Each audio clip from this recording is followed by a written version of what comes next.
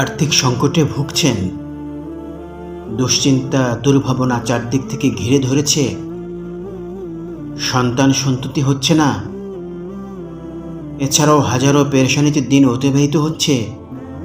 বিশ্বাস করুন, মহান আল্লাহ পাক এবং তার রসুল সাল্লাল্লাহু আলাইহি ওয়াসাল্লাম এসব সমস্যার সমাধান দিয়ে রেখেছেন। এখন কেবলমাত্র আমাদের তা মেনে চলা, এই আর কি। প্রথমে শুনুন মহান আল্লাহ পাক এসব বিষয় থেকে পরিত্রাণ পাওয়ার জন্য কি সমাধান দিয়েছেন।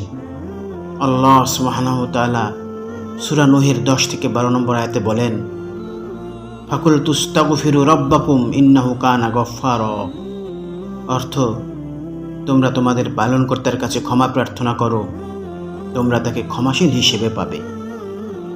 তারপরের আয়াতে তিনি বলেন, ইউরসিলিস সামাআ আলাইকুম মিদরারা। অর্থ, তিনি আকাশ থেকে তোমাদের জন্য প্রচুর বৃষ্টিপাত দান করবেন।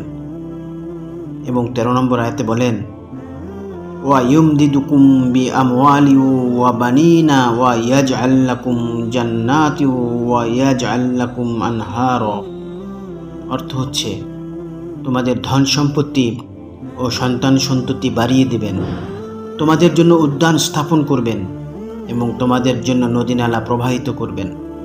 সুপ্রিয় ভ্রাতা ভগিনী, মহান আল্লাহ বলতেছেন, তোমরা আমার নিকট গুনাহ থেকে মাপ চাও, আমি তোমাদের ধন সম্পত্তি ও সন্তান সন্ততি বাড়িয়ে দেব, তোমাদের জন্য বাগ বাগিচা করে দেব এবং তোমাদের জন্য নদী নালা প্রবাহিত করব।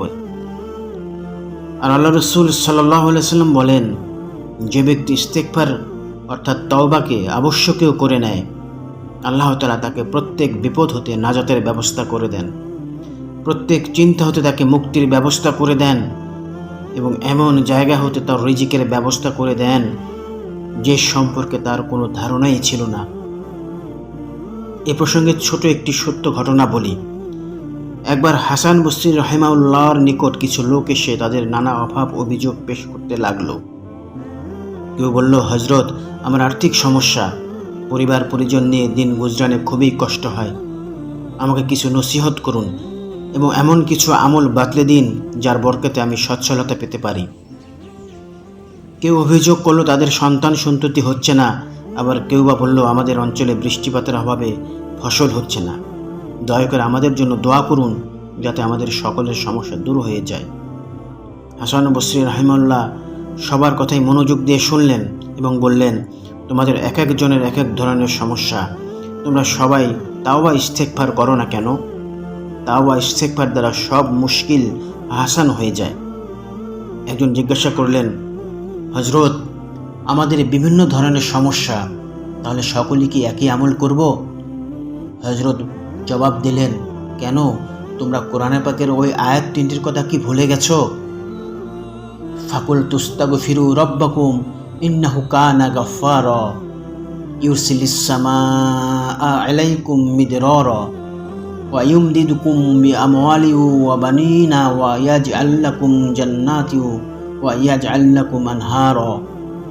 এবার বলো, এই আয়াতে কারিমের মধ্যে তোমাদের সমস্যার সমাধান আছে কি? সকলেই এক বাক্যে স্বীকার করলেন যে অবশ্যই এই পবিত্র কালিমার মধ্যে আমাদের সকলের সমস্যার সমাধান নিহিত আছে। অবশেষে সবাই খুশি হয়ে যে যার গন্তব্যে চলে গেলেন। সুপ্রিয় ভ্রাতা ভগ্নী, জীবনে হাজারো সমস্যা থাকবে, কিন্তু একথা ভুললে চলবে না যে সমস্যা যেহেতু আছে, সমাধানও আছে।